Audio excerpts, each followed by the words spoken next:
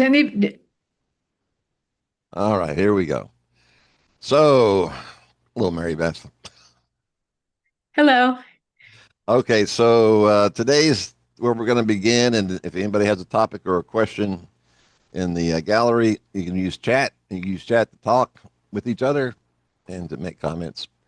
And I believe today we're going to start off talking about what I wanted to talk about and did talk about yesterday in the Zoom signs and synchronicities.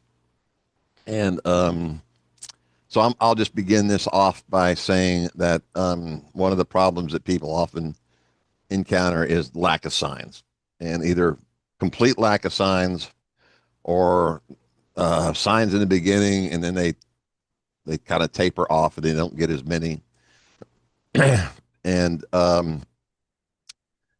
so, the thing to keep in mind about, from my perspective, the thing to keep in mind about signs is the two of you, you and your person in the afterlife, are basically learning a whole new way to communicate and a whole new way to interact.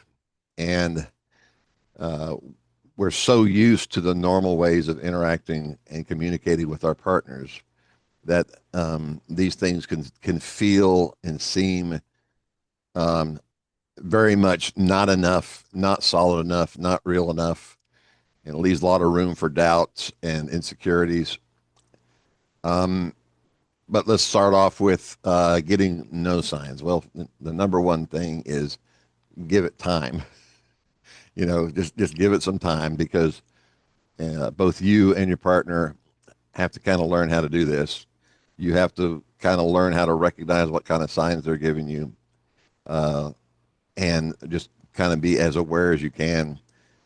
But one of the big problems is that when people get something happen, they have something happen, and they immediately doubt if that's a sign, or it just triggers a thought: could that be a sign? That could just be a coincidence, and so they dismiss it. And so my perspective on that is please don't do that.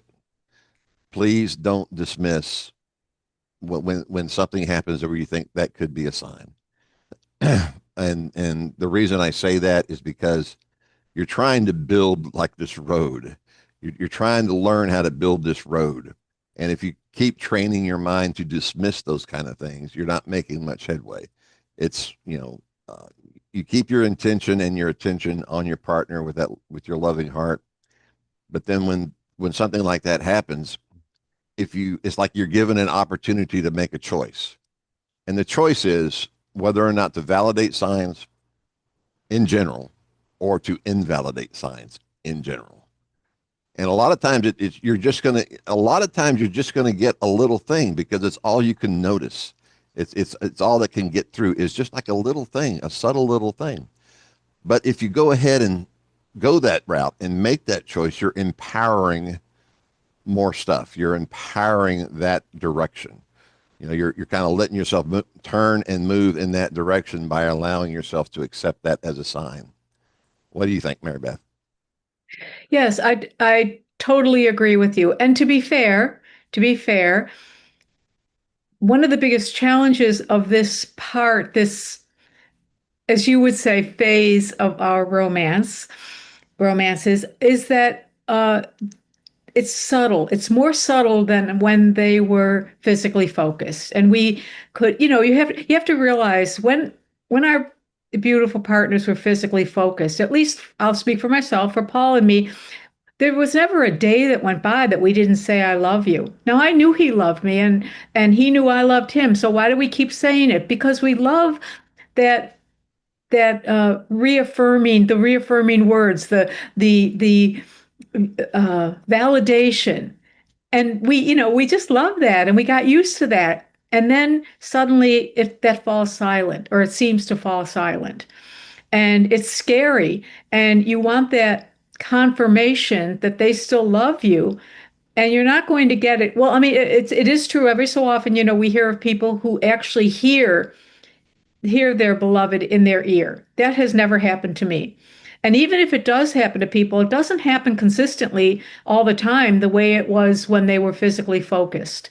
So I learned from you, William, to to acknowledge all the signs and not to say, like, I would be thrilled at first, and then I would say, wait a minute, is that really? Is it, no, am I making this up? And you do a number on yourself, and it discounts the sign and discounts the wonderful feeling. And I remember in the very beginning, you said something that I have clung to ever since. You said, I just thank Irene for everything, every single thing.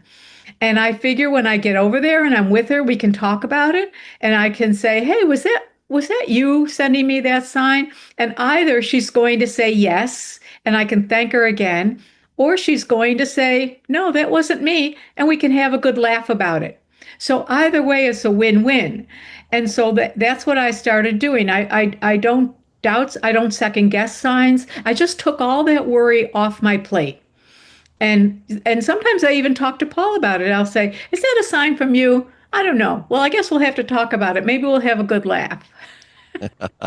Right, right. And so that's the beauty of that is that you're not trying to solve a problem. You're just taking the whole problem off of your plate, And so that's what I'm really kind of big on is I wanted to figure out ways of framing it and thinking about things so that it wasn't like a technical know-how of how to figure out whether or not it's a sign.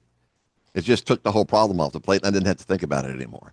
And it, like when I do that, when something happens, and I thank Irene for it, it's just another one of those moments during the day that my attention is on her in a loving way.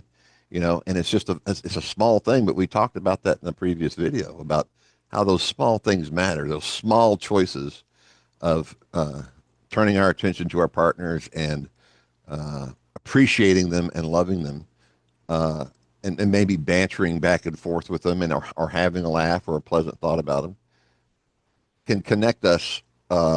It serves to connect us, and it serves to kind of focus our path to continue down the right path of being closer to them and like manifesting more of these things to happen in our lives. Yeah, and when you acknowledge them, I don't know, from my experience, it seems like they were everywhere. Signs seem to be everywhere. And before this recording, I was telling William that I loved what Esther Hicks said. She said that she had this thought when her husband Jerry passed. She had this thought, and she said, "I think about you all the time, Jerry." And another thought came to her, and it was, "How do you know it's not me thinking of you first?"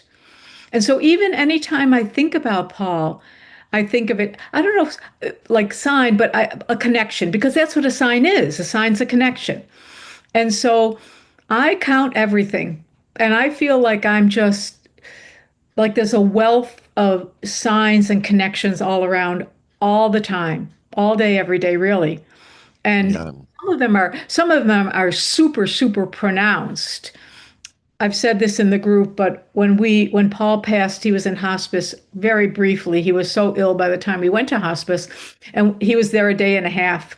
And when he passed, and then we came home, the light next to his reading lamp that he used when he would read, it was next to his favorite chair. It was blinking like mad. I mean, that's something you really can't ignore. I was like shocked. I was like, "Whoa," like that. Uh, and I don't know. I was just, numb at that moment in time, and I didn't really even have the mental capacity to doubt it or think about it much. It just seemed like there's a big sign. But it was true that and I had other signs, and it was true that as time went on, the external physical signs seemed to diminish some. And that's the point where a lot of people begin to panic. And what they think, and sometimes what they're even told, unfortunately, is, well, your loved ones hung around for a while and now they have to move on. And that's so devastating to people. It's like a second death. It's so, so painful and upsetting. And that's not what's happening at all. I'll offer one for people who to whom this situation's happened. I'll offer one I'm not into speculation, but this is a pretty plausible reason for it. One of my favorite mediums is Patrick Matthews, and he said that it's typical for these physical signs to fall off a bit or diminish in number as time goes on.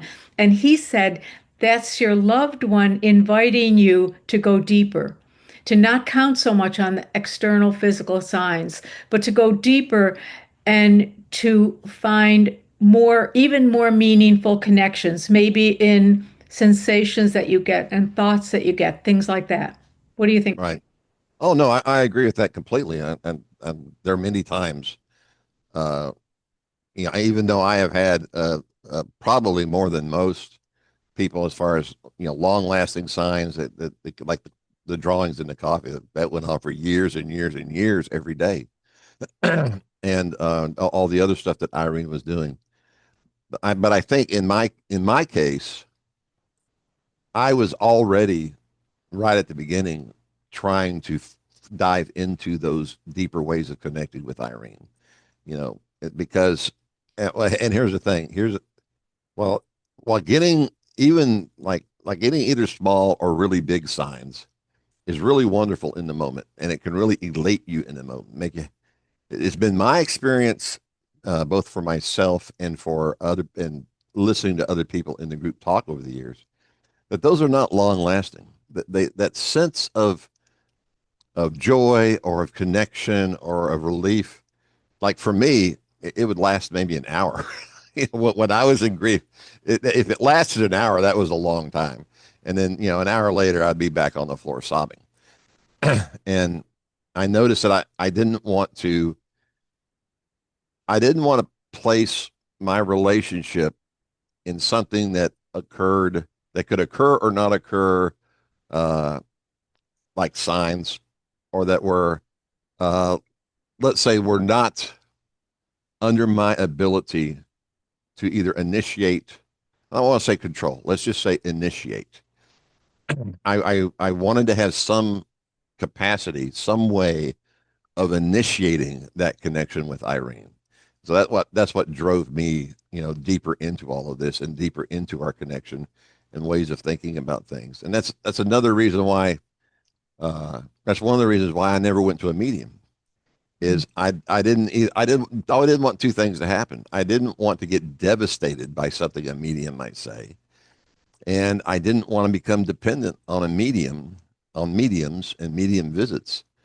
And I can't afford that stuff anyway.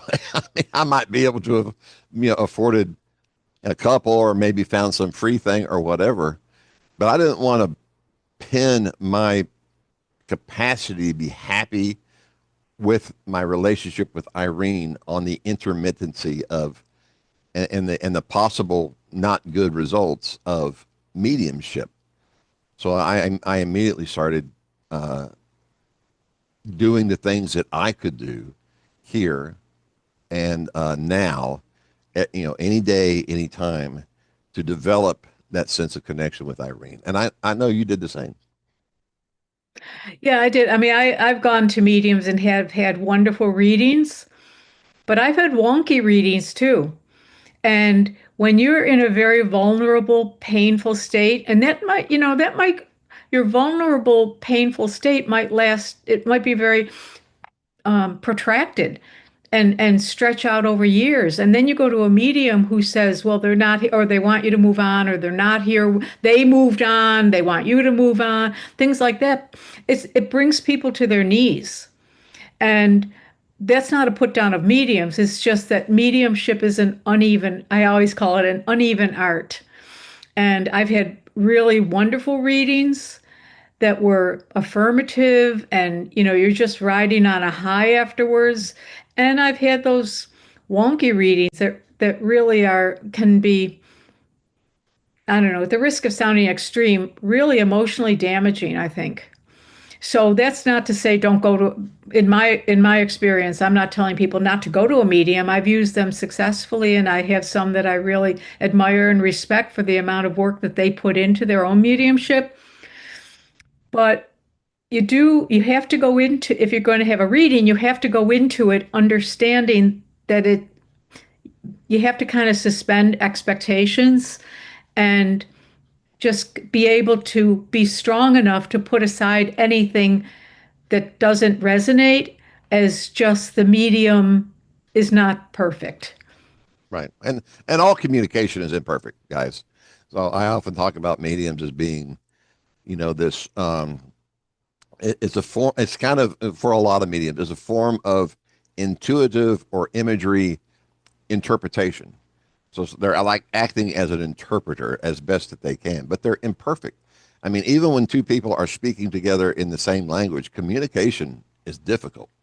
Understanding what other we when I worked at a print shop, we had this sign up on the wall that said, uh, the worst thing about the problem with communication is assuming it has happened." But just because you think you know what the customer wants, that doesn't mean you know what they want, because communication can be very difficult. And so when you're having an interpreter doing it, it can be very difficult. But that, like Mary Beth said, I mean, I know that there's some wonderful mediums out there, and people have had some very affirming and comforting and wonderful interactions with mediums. But as Mary Beth said, prepare. I mean, you have to kind of like prepare yourself to be able to uh, withstand the potential that it's going to be a bad reading. It might be a bad reading, and you are not obligated to accept everything the medium says as truth. They're just human beings, and so I would probably be much better in going to a medium now than before, because I'm impervious to that kind of stuff. I mean, if the medium starts going off on this crazy thing, I'll just be going, well, let's just bring this to an end because you're not helping me at all.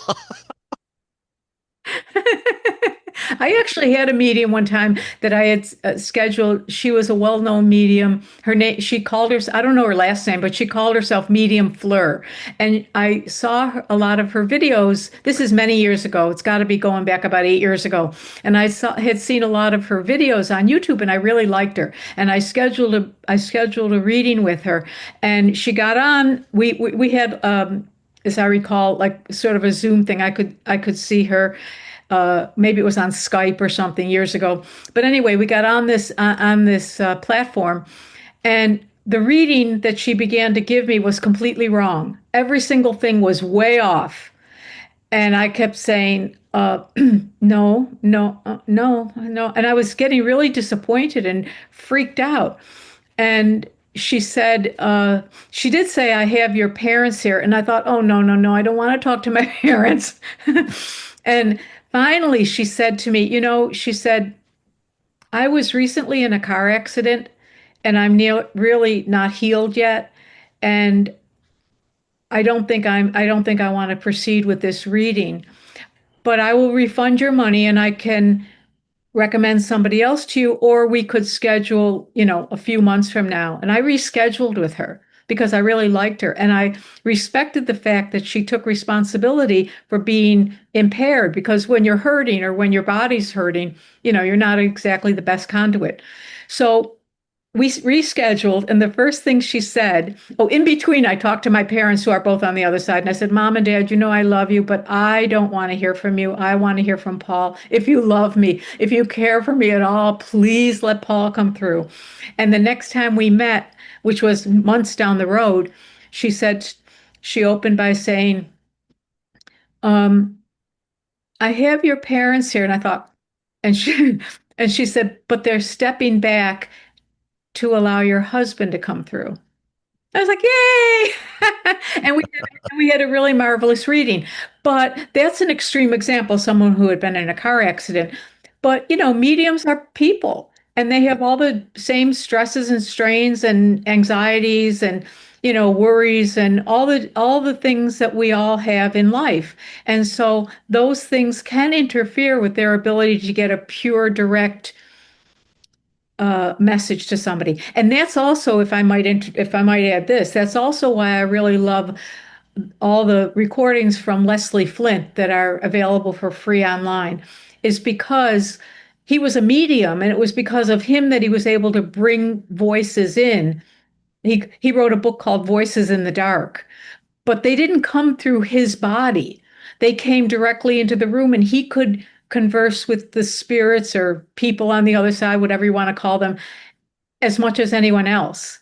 And so that made it a more pure, direct contact. And Yeah, sometimes they would be talking over each other. Leslie Flint and a couple of spirits could be talking all at the same time. yes, It's pretty amazing.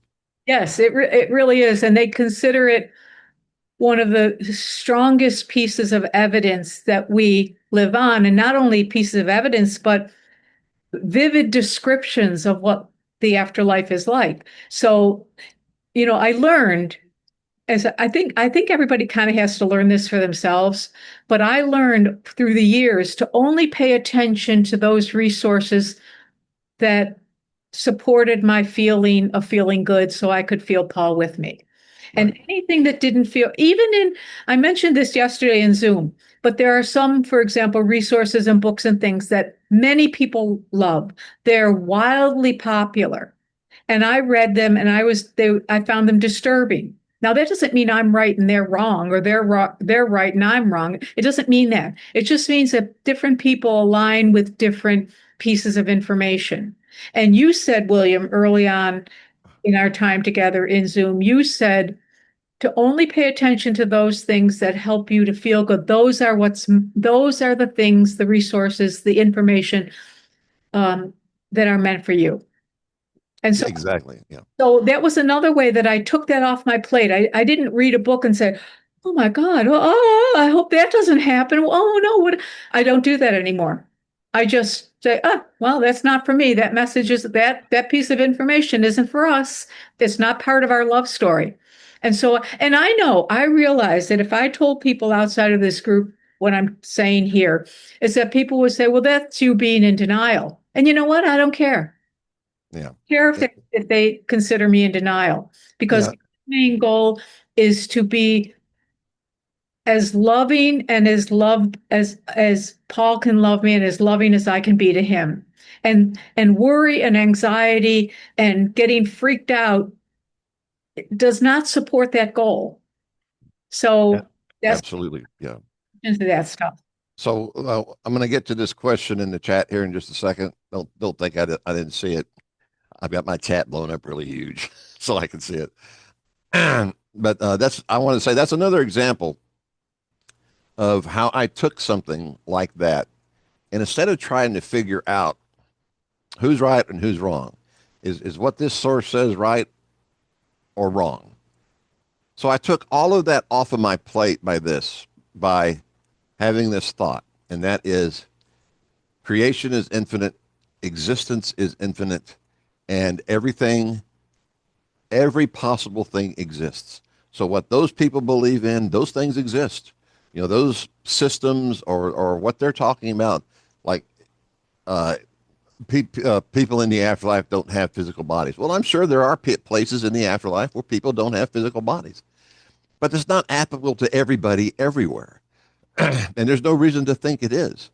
So I am more than happy now to give people whatever they believe in about the afterlife, and whatever they think the purpose is or the goal is, or the things you have to go through, whether it's reincarnation or some type of karma or spiritual advancement, or that will eventually lose all our attachments to the people. I think those places exist, and those people who resonate with those places, they go through those things, and they experience those things, and it's all real. But that's not everything. That's not everywhere, and it's not everything. So I found that if I allow them their reality, their slice of the afterlife, it frees me up to have mine. It frees us up to have ours, and to be okay. And you're not competing, for over the truth, about what you'll have to experience when you die and cross over. It takes it all off the plate. It takes it all off the table. You don't even have to worry about that by just giving everybody everything they want. Just give them everything they want in the afterlife, and therefore you have what you want. So the question here is about going into how do I go deeper instead of relying on signs and mediums. So Mary Beth, did you want to talk about that? Well, sure. By the way, signs and mediums are cool. I still get signs and still go to mediums.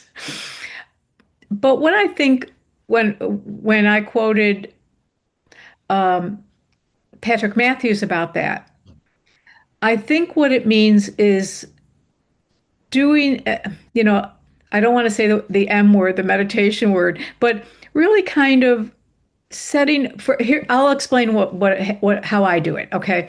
And this is not it for everybody, but this is what I do.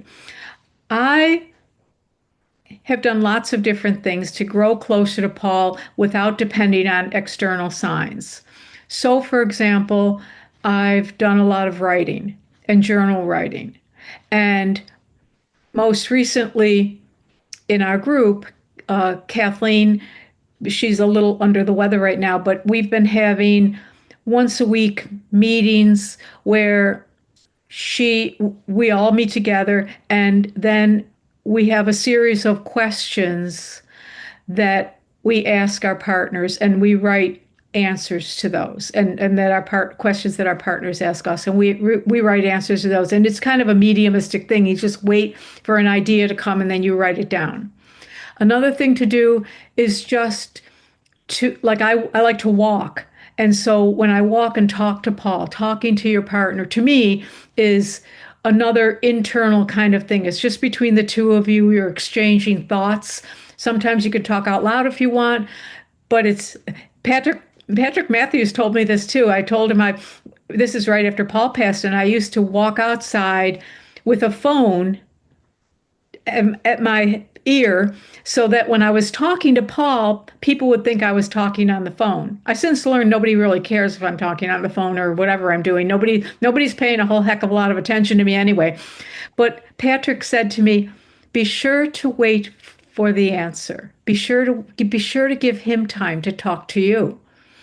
And so I would try that. I would talk to him and say, what do you think about this? And just wait for whatever thought came, because that's what mediums do. And so I was trying to really be my own medium and to develop those internal skills and hone those skills for myself.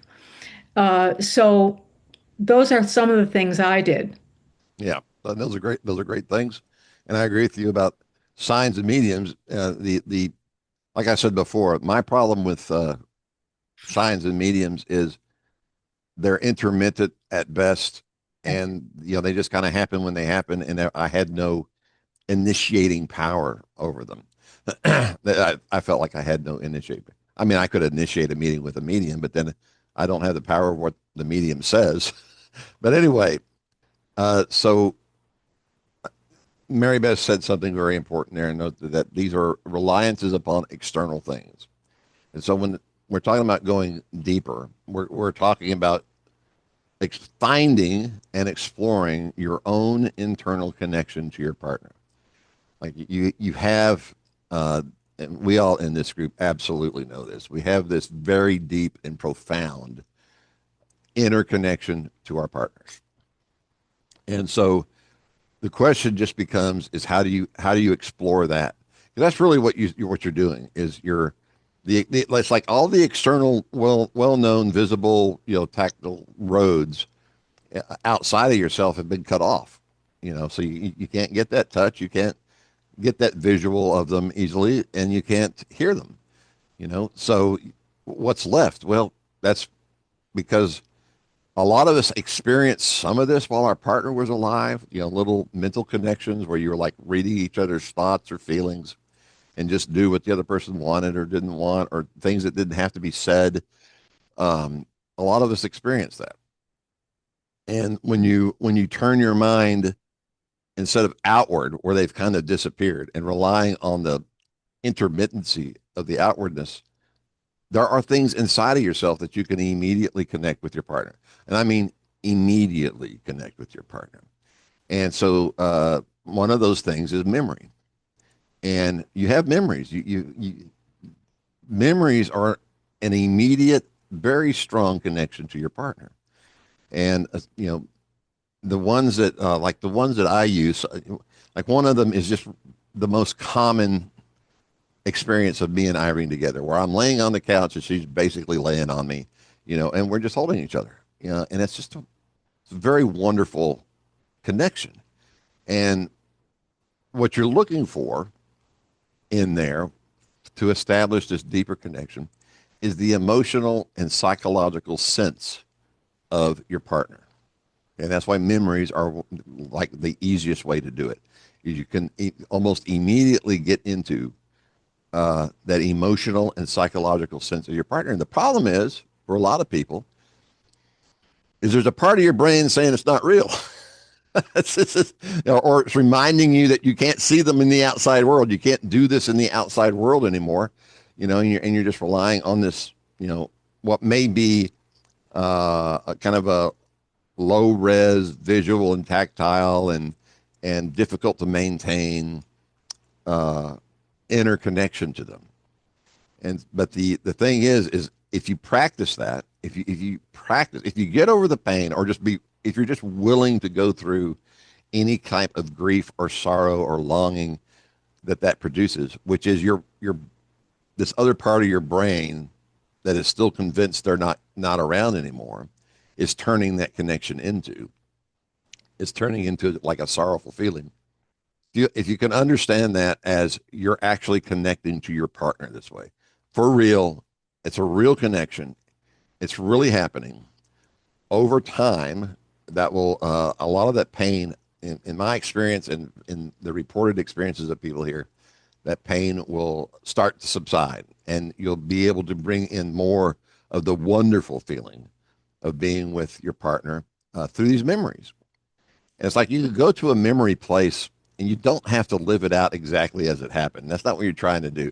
You're not trying to replay a precise thing. You're just trying to connect to the sense of them that provides you with. Okay, the emotional connection, the psychological connection, that mental place of feeling like you're in that place with them. Uh, and you don't have to, like, try to recreate the house or recreate the furniture. You're just looking for that sense of them. And you can also do this with pictures of your partners. You can do it with music that you shared together. You can do it with videos, that you have of you and your partner, or just your partner. I mean, sometimes I just walk up. I've got pictures of Irene all over the house, and I just walk up to the picture, and I just tell her how much I love her, and then I give her a little kiss, and say, "I love you, baby, and I appreciate all you're doing for me." And that gets you into that connection. That gets me into that connection. And once the grief was gone, it's just nothing but a wonderful connection. It's just a beautiful little sweet connection. And you might go, okay, but does that lead to anything? But does that lead to anything more? Well, my position on that is that at first I was doing those things in order to have other experiences, like maybe an astral projection where I got to interact with her physically. And for some people, that can happen, and it can happen often, and that'd be great. But what I wanted to do was take any of the frustration out of it. And so part of, once again, taking a whole worry off of my table was I just enjoy doing that. I just take that as the enjoyment it is of feeling that sense of being with Irene. And I can very easily imagine the feel of her hair against my face and the feel of her weight. And if I think about it, I could see us holding hands and how that feels to hold her hands, because we did it all the time. And it can be very emotionally connecting. And what I found is that it didn't really create like more dream experiences of Irene, and didn't create any extra uh, astral projection experiences or any other type of wild external reality, normal experiences. But what it did do over time was, it's like it opened this door, this inner door, to emotions and sensations and feelings and psychological states I never knew existed. I never knew those things existed. And that's really powerful. And I think that this is what uh, is being talked about when they say this is an opportunity to go deeper. Is these are deeper connections. I mean, I'm telling you right now, these kind of this sense of love that I get from Irene and for Irene doing this just completely overwhelms any other sense of love I've ever felt for her. Even in the beginning, it's so overwhelming and it's so unbelievable. So that's like that's what I think is meant by this deeper connection. Once you start opening that doorway and going down that road and building that and developing that path, that inner path to your partner that doesn't depend on anything out here. You don't have to pay for it, and it doesn't depend on anything out here. And it's not about, crazy things happening. It's just about developing that ability to, anytime that you want or have the time to do it or feel like doing it, even if you're not in the mood, what you'll learn is that you'll quickly get into the mood. It will completely change your mood. It will completely change your psychology by being able to uh, understand that at any time you want, anytime you have the time and you take the time, you can go in and have these at your initiation and have these great experiences with your partner because they're always there. That connection is always there and you can always access it. Mary Beth? Yeah, I think I'm right there with you, William. And I think that for a lot of people, as you talked about, combing through the memories initially, certainly is painful because it triggers the missing of them. And so some people avoid the memories. But uh, the other thing is that memories for people can bring on another layer of grief, which says, I'll never have that again with them. And, I sometimes go into typical traditional grief groups just to see how people are talking about things. And they'll say, uh, um, we have a new grandchild. My husband will never see that child. Christmas is coming up. We'll never have another Christmas with him. And it goes on and on and on. So the memories on one, they trigger the missing of them, but they also trigger like a lost history, for example. And one thing that really, really helped me with that was again going back to listening to the Leslie Flint recordings, and Annie Nanji would say her husband would lament, "Oh, we can now." By the way, he was talking to her. She's on the other side, and he's talking to, excuse me, he's talking directly to her, and he's still a sad sack about it. And oh, we'll never be able to walk in the rose garden again. And she said again and again, they communicated for 15 years. And there's many recordings of them, and she's until they communicated until his passing. And she would say to him, anything that we enjoyed on earth together, we can recreate here. Nothing and no one is ever lost. And so that encouraged me, knowing that, along with the beautiful memories I have of Paul, which just he's such a romantic guy, just so many. I was so lucky when he was on Earth. He was the most considerate person in the world, and I told him that, so that was good. But I have many, I can farm, and a lot, we all can farm many beautiful moments with our partners. And I think people are afraid to go into it because initially it hurt and they're afraid they'll never ever have them again. And so when you can get to a place where get past the grief, that's why I'm such an advocate of that. And I do realize that a lot of people, they either they don't believe they can ever get past the grief, or they don't. I've heard people say, I don't even want to get past the grief because it's a way to honor my my spouse or my partner who passed. And I'm for myself, that's fine for them. Everybody has their own way of dealing with it. But I don't think for one second Paul wanted me to be in any more pain than necessary, any pain at all, but any more pain than necessary. And so I was always on a feel good mission. And when I found out that all of our memories could be recreated on the other side, I went to town with that. I would just lay in my bed and just imagine. I replayed this one scene over and over and over and again where I just passed, and now I'm on the other side, and there's all my family and friends and everybody there, and they just kind of part like the Red Sea, and there at the end is Paul. And they all say, "Oh, Mary Beth, we're gonna leave. We love you. We're gonna leave you now. You guys need time together."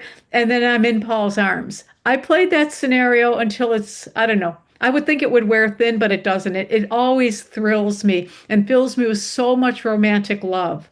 And then we go on from there. And it's just such a wonderful thing to be able to not be afraid of your memories, to realize that you can, if you have particular things that are especially dear to you, you can recreate anything on the other side. And as Abraham likes to say, your loved one has gone nowhere. They are with you more now than ever before. Yeah, exactly. And I would add to that, Mary Beth, that it's not really even a matter of recreating it. It's those places exist. Those things already exist, and you know it because you've been through it. You've already been through it. You've already lived through it. But those places already exist, and you're not visiting the past. You're No, visiting. You're right in the present now with your partner. You are putting yourselves in this situation, in this real place that really exists, and you're both really there, living that wonderful space again. Okay. here, if I may add, Yeah. to I don't know whose question it was because I can't see. Well, But we don't want to call their name out anyway. So so to that to our members' question about, how do you make these things internal? The other thing that I've noticed is a lot of people have difficulty after, it's like in the first 2, 3, 4 years, or sometimes it can go on longer, that after their partner or spouse dies and they're in social settings, even with friends, and everybody seems to be paired up and they have no one. That never ever was really an issue for me. And it never really bothered me because I thought, I don't want your husbands. I want Paul. It never bothered me. And then I learned to remind myself that Paul was right there with me. I did have someone right there with me. And that, as it might sound corny, but as corny as it might sound, that you can create new memories together. So anytime, and I'm kind of unabashed about telling people this. Last year I went on a cruise to an Abraham cruise to Canada. I always wanted to see Canada. The beautiful places. I grew up in Buffalo, which is near Canada, so we would go there frequently, but not up north to the other places. So I was eager to go see those. And I would tell people, yeah, Paul and I are going on a cruise together. And my friends, I guess they tolerate me, or they're used to me, or they're right alongside me, and nobody bats an eye anymore. It's just a common thing that Paul and I are together. And if I go to Canada, Paul goes with me. And we're making new earthly memories that way together. And it's a very satisfying feeling. I know if you've never done it before that it can sound kind of hollow, like another like pretend thing, but it's not. It's really, really, it's really wonderful. And people say, "Oh, how can you travel alone?" But I don't travel alone. I don't do anything alone. When I go to Costco, I go with Paul.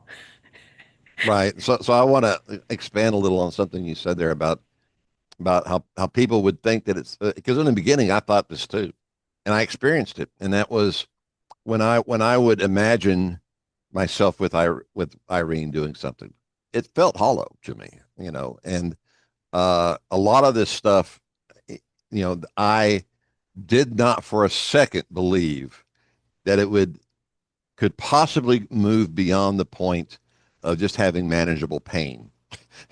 I was just trying to get the pain to a manageable level, figure out some way where I could live the rest of my life with a level of pain and grief that I could actually continue living with.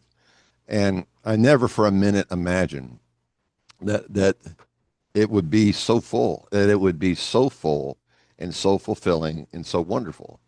So I'm going to provide some scientific information on this. And the reason it feels hollow and empty and immediately accesses pain in the beginning and disbelief and doubt is because you have been neurologically conditioned at the actual physical level to equate their death with them being gone forever. Okay. And so that's how your physical body Not even to mention your subconscious, mind. But that's how you have been physically programmed to the very synaptic level to react to this. So all of those sensations of doubt and worry and the hollowness of it, the emptiness of it, thinking about the future, that it's just going to be this empty existence, of trying to fool yourself into thinking that they're with you. That is the physical programming in your actual physical body from growing up in this society and how society treats people who died. They just stopped talking about them. They just stopped mentioning them, stopped thinking about them to a large degree. Yeah, at least all the people who aren't in grief, they want to move on with their lives, and set that aside, and that's gone, that's over. Let's go on to the new. So it's a process of reprogramming yourself on the subconscious and the physical level of the reality of your new situation with your partner and the reality of these things that slowly over time causes you to feel differently and causes you to think differently and react differently in these situations. And like I said, I was just trying to get to the point where it didn't hurt so bad.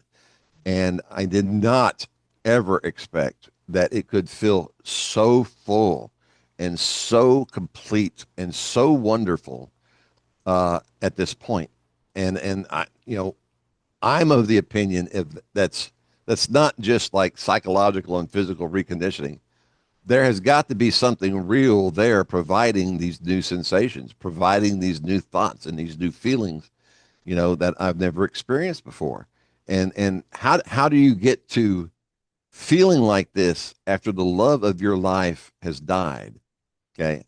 How is that ever possible to get to feeling like this if you're just lying to yourself about it? That's not even possible. I don't think that's even possible. Because there would always be this thing in me, I would think, where it doubted all this. But it's just, experiencing all this stuff, and the way I think about it is I just had to build the the radio antennas inside of my body, the receptors. I had to build them up and strengthen them to be able to get the signal, to be able to get the signal from Irene and from the afterlife, really, to be able to feel this kind of stuff pouring into me when I turn this channel. Um, let's see. Well, we I hope we kind of covered that, but I think it's May I just add one oh, little? absolutely, yeah. Uh, before when Paul had cancer for 18 months, and he had very difficult times with it, and some plateaus where I thought he seemed to be getting better, but it was really terminal cancer. And so to get me through that period, what I did was I listened to Abraham, and Abraham's by this time, uh, Esther Hicks, Jerry's try again, Mary Beth. Sorry. Esther's husband Jerry had crossed over, so a lot of their recordings were about this very topic. And Esther said that, well, Abraham said that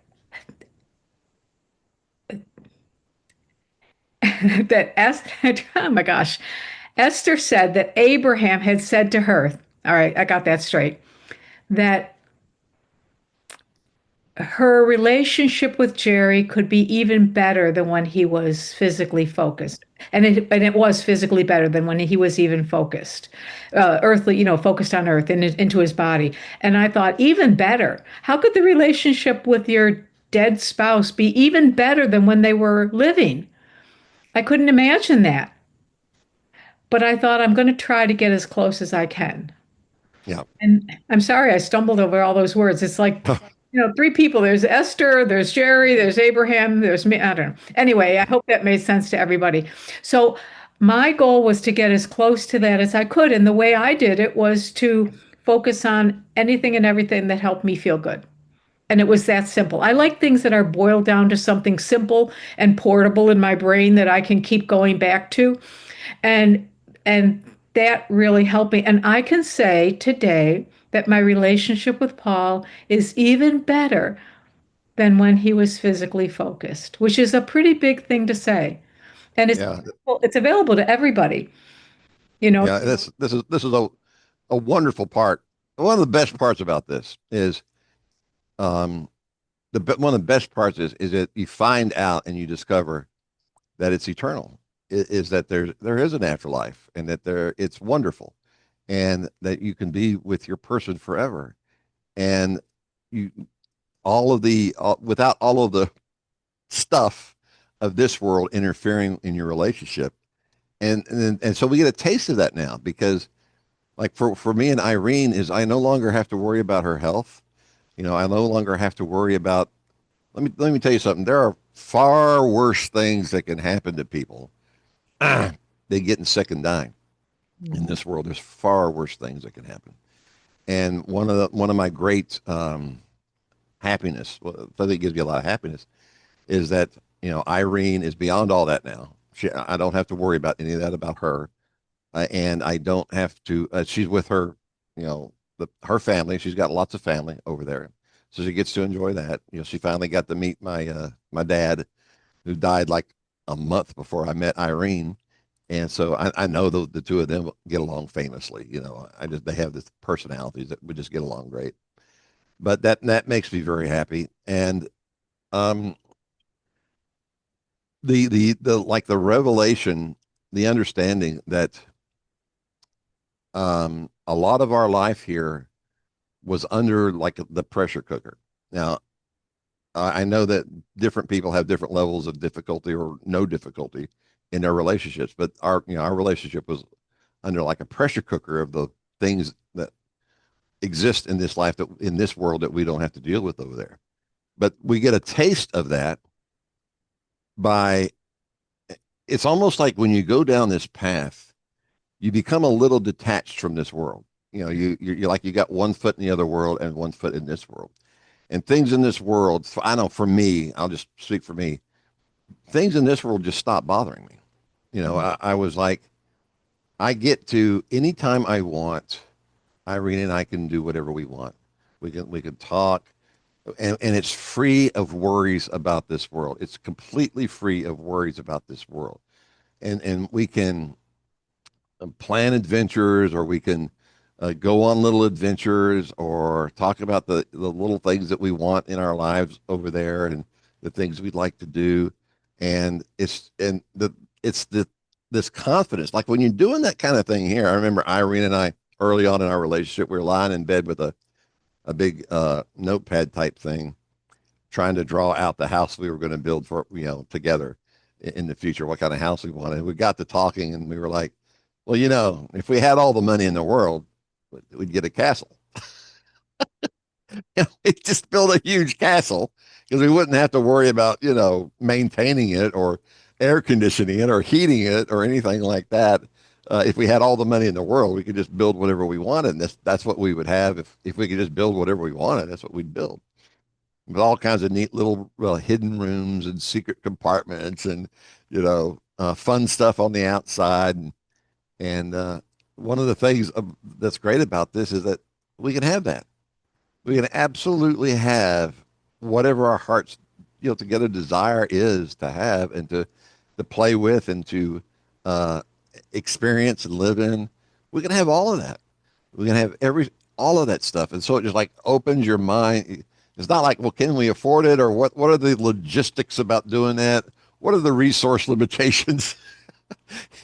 What kind of manpower are we talking about? How many servants are we going to have to be able to afford? You don't have to worry about any of that. And it just kind of opens you up to understanding that it takes your mind away from uh, like interacting with your relationship with this person under the terms of this world.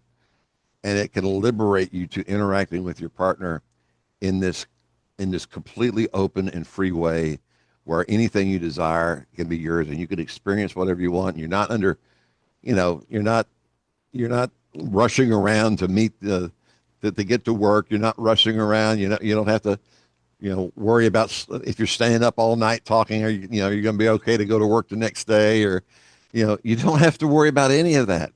you know? And so it's like, if you want to stay up for, you know, 72 hours talking, you can do it, you know, or making love, you can do it, you know, whatever you want to do, you know, and whatever you want to eat, whatever food you want, whatever restaurant you want to go to, or whatever location you want to do, you don't, your life has kind of ceased being limited, even while you're still here in this world. While one of us is still in this world, your life has ceased being limited by that kind of thing. And that's another way of connecting, of going deeper. And one of the ways that people often dismiss is your imagination. Is Mhm. the reason that people find that imagination, using your imagination, hollow or empty, or it doesn't have that emotional impact on them, and they kind of dismiss it and doubt it, is because we have been taught our lives that imagination is completely not real. It doesn't access anything real. You're not engaged in anything real. But this is another part of your inner connection and your inner sensory capacity. Imagination is not what they tell you it is. And the more that you can lean into that, along with these other interconnections, the more that you can lean into that and use your imagination to connect with your partner. Um, there are things that Irene and I have done in what we call the Imaginarium, that are now just as vivid and just as significant memories for me and for her, as any other thing that we've done while she was alive. And it's very rewarding. It's very fulfilling. So when I think about, oh, I don't know, the time that we were hanging out in our tree house above the tropical forest, you know, with the mountain view and all that type of stuff, or the times where I'm just sitting in the castle in my seat while Irene tries on an outfit, and she comes out to model it for me. How you like this outfit? You know, those just make me just light up with happiness, you know, and light up with joy. And it took some doing, but you know, I finally got convinced. I finally understood, because of Irene validating it all, that those are real things that happen. That those are just as real as anything else that happened. And to her, she experiences it as entirely real. And when I realize that, it's like, man, that just opens the door to anything. And it just makes me so happy to realize that I have at my fingertips, that's not dependent on anybody else or anything else or any external thing, to go and do anything I want with Irene, and for her to be able to come to me and do anything she wants with me without me constantly think, you know, doubting it, without me constantly pouring water on it in my head, without me constantly concerned that I'm just making stuff up in my head and it's not real. And so I shouldn't feel that good or that wonderful about it. So that's probably a good topic, you know, the fears and the doubts and that type of stuff. But you know, what you're doing is making a choice to move into this internal, deeper, even more meaningful connection to your partners, where you're completely free and completely liberated to do and explore and interact however you want. And I think I can pretty much speak for everybody, especially if they've gotten to the past, pardon me, gotten through most of the grief at least, that the one thing that's very real and not imaginary is the depth of the love that's revealed once that person passes. I've often said that I thought I never loved anyone as much as, I mean, I love my kids, don't get me wrong. I'm talking about romantically. I never loved anyone. The love I have for Paul was just beyond anything I experienced with anyone else. And when he died, I thought I couldn't have loved him anymore. And then I did, because not having him available in that same way was an invitation for me. It was either an invitation for me to remain in grief the rest of my life, or to work my way past it and get to the other side of it, where the love is just, it's just exploded. It's so huge.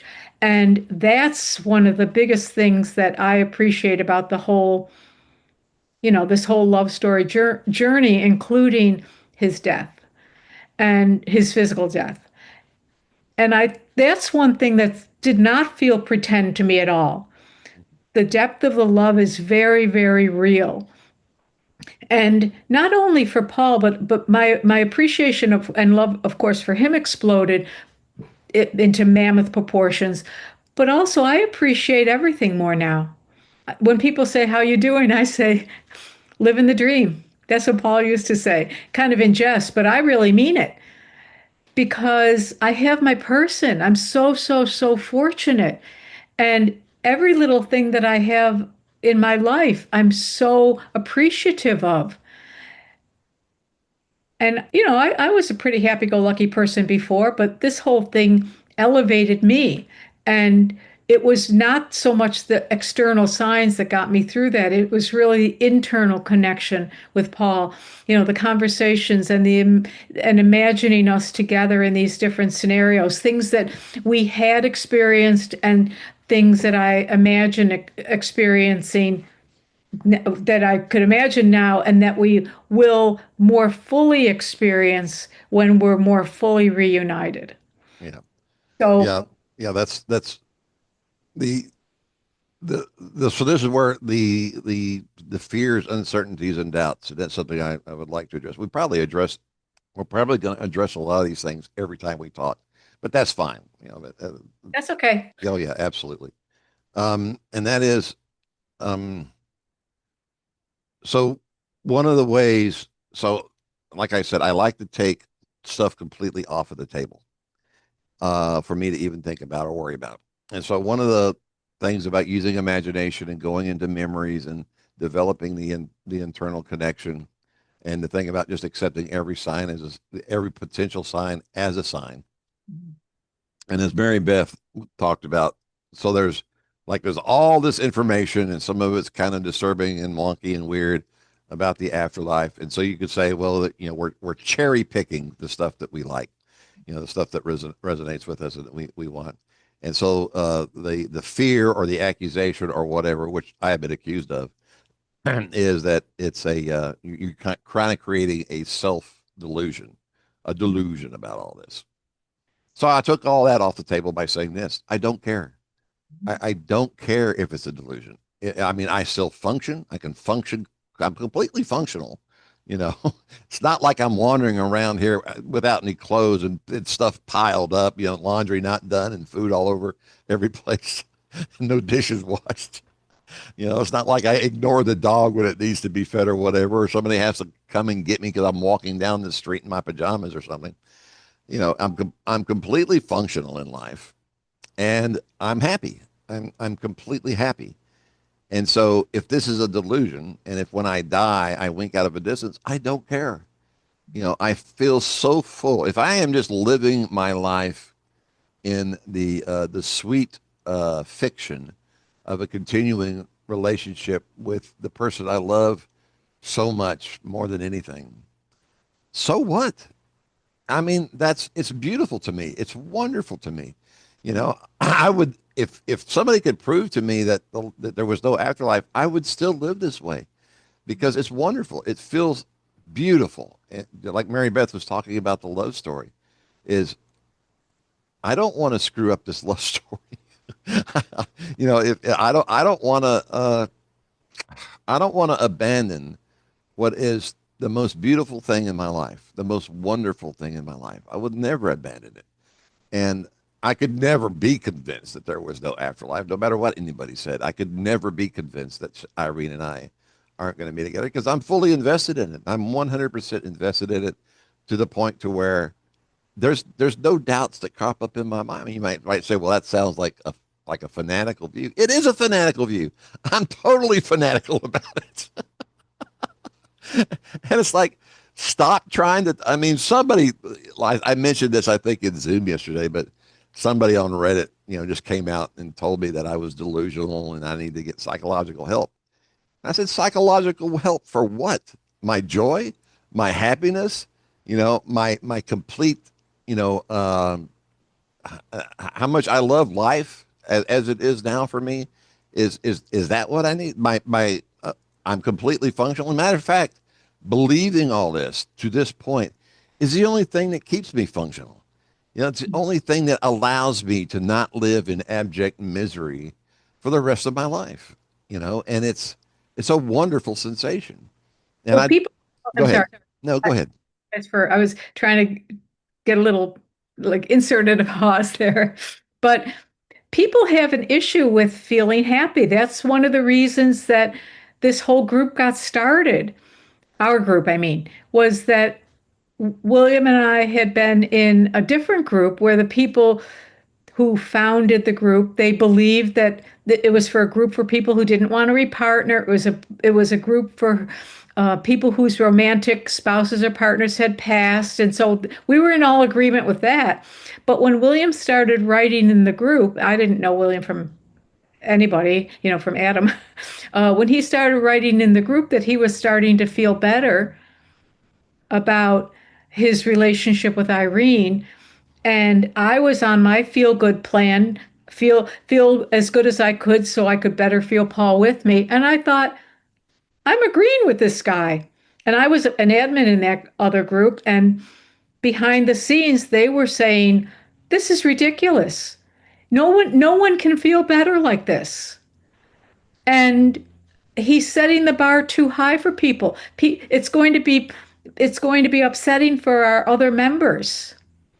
And I've told the story before, but I love it, so I'm never tired of it. So I had called my sister and I told her about the whole thing. And I said, I don't know, I'm in this group and this guy is saying he feels better and I feel better too. And I'm in more in agreement with him than the other admin in the group. And she said, well, I think it's time you move on, which was kind of ironic because that's the words we never want to hear anybody say to us. And I said, what do you mean? And she said, start your own group. And so I approached William and he said yes. And that was it. But it was because I don't know if they threw you out of the group, William, or asked you to leave or whatever, but they were intolerant of his joy. And they thought it was insincere. And the proof of really being in love with your partner, I guess, was that you stayed in a grief state forever. And I didn't agree with that at all. And clearly William didn't. And Irene had that famous quote that I love. William, you want to share that? That was so great. You know, when I was writing a letter to her, uh, she took over and she said, "You don't have to be in pain to show me that you love me." Yes. And one of our other members years ago pointed out that William has pointed out that the grief is not love, it's the fear we'll never see them again. And one of our other members said, when we were both together, when each of us, our couples, were physically focused, and one of us had to go to work or had to go out to the store, the other one didn't fall into grief because they knew they would see us again. And so this grief comes from the fear that we will never, ever, ever see them again. And that's such an intolerable, horrific feeling. And when we Yeah, learn that that's doesn't have to be that, first of all, we can harvest those memories and use them to our advantage right here and right now. And we have all these ways of connecting with them internally. And that I always like to say that Paul is loving me, caring for me, and patiently waiting for the day when we will have our great grand romantic reunion. yeah, And so when you come to believe all of that and that becomes part of who you are, there is no more pain. Not only that, but it opens up a universe of delight, I think. yes, I absolutely agree. I mean, we can, that like the delusion thing. People might say, well, this is almost like a cult. Well, no, it's not like we follow you around if you want to leave, or it's not like we want your money. We're not telling you to disassociate yourself from your family or anything like that, you know. But like a cult, and that like you're brainwashing yourself and helping others to brainwash themselves into thinking that something true that isn't real is real. And to that, I say, yeah, absolutely, that's what I'm doing. I am absolutely brainwashing myself into this. And here's the thing. From the moment we're born, we are brainwashed. We are programmed by society to believe certain things and to hold certain things as true and to hold certain things as real and other things as not real. Okay. So by that sense, everybody is brainwashed. Everybody who has ever lived in any society anywhere was brainwashed or programmed into the social beliefs, one way or another. There could be different aspects of the society, but, whether it's religion or any other aspect of life in that society, is you're trained from the day you're born how to think, how to respond, what your feelings should be, blah, blah, blah, blah.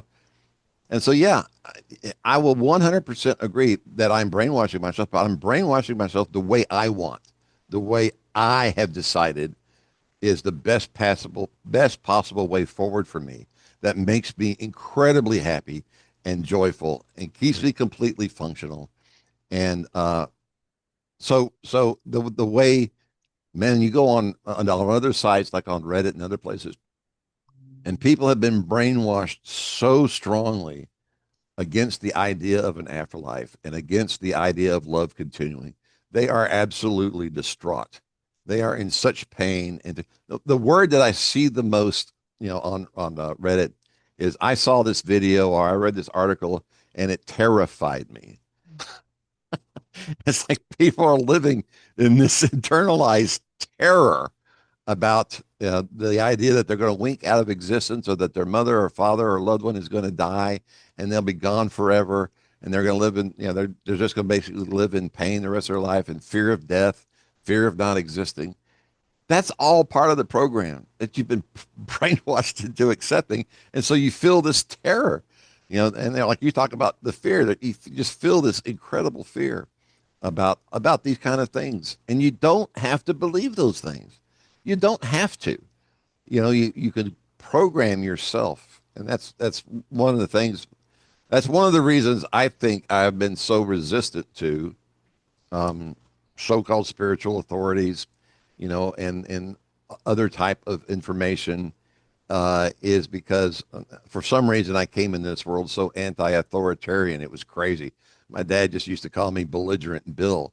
It didn't matter what it was. I just disagreed with it. Nope, nope, nope. He could be telling me something. I'd say, nope, nope. So I think that kind of was a lucky stroke on mine because uh, I just refused to believe what people told me.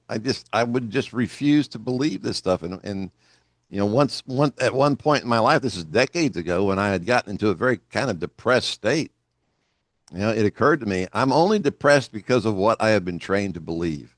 That's the only reason I'm depressed. Because even though I was poor, I've always been poor. Even though I was poor and what other people would find very difficult situations. I didn't have a car at one point. At one point, I was homeless. But I realized, like, I looked around and I thought, I've got it. I've got indoor plumbing. I've got hot and cold running water. I've got warm clothes and heat when it's cold. I've got food. I've never really experienced like, ongoing hunger. Um, and I've got a comfy bed, to sleep, but I don't have to worry about wild animals attacking me. I don't have to go hunt for my food. I've got a television. I've got a radio, and then now I've got the internet. Like I live like a king compared to most of the people who live on the planet or have ever lived on the planet. I live like a king. And so that's when I realized this is just a matter of how you're looking at this stuff. This is just a matter of your beliefs and what the media has put into you and what, so the so-called authorities have tried to tell you is real and not real or how you should feel about things. And when you take control of that, and a lot of people don't feel, I don't know, like it's valid for them to just say, I'm going to believe whatever the hell I want. And I'm going to believe and I'm going to think the way that makes me feel the best, fills my heart with love and joy, and fills me with enthusiasm, for living my life and for going down this road. And I realized that, you know what, when you do that, I started doing that back then when I was kind of depressed, very depressed. And what just started happening was I just started feeling better because I just stopped believing what everybody else was saying, stopped caring about what anybody said, and taking it on myself that I am going to believe this. I don't care if there's no evidence for it. That doesn't make me any difference whatsoever. Okay. I don't care. But crazy enough, I found the evidence. I found evidence. And it's like the more I believed, the more I trained myself to believe this and to feel this way, the more evidence appeared. And it started popping out of everywhere, everywhere, the belief and support for this. Like I was completely unaware of Swedenborg, who is like the main guy when it comes to these relationships and them lasting forever and being in that happily ever after place forever with our partners. I had no idea Swedenborg even existed, but I was already training myself to this belief because it made me happy. It made me very happy.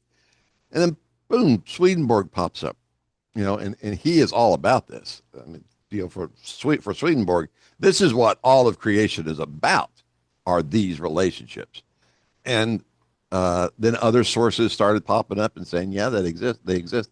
Even though in the beginning there was a lot of resistance, the more I just refused to back down off of it. Say, I don't care if everybody disagrees. I don't care if nobody else agrees with me about this.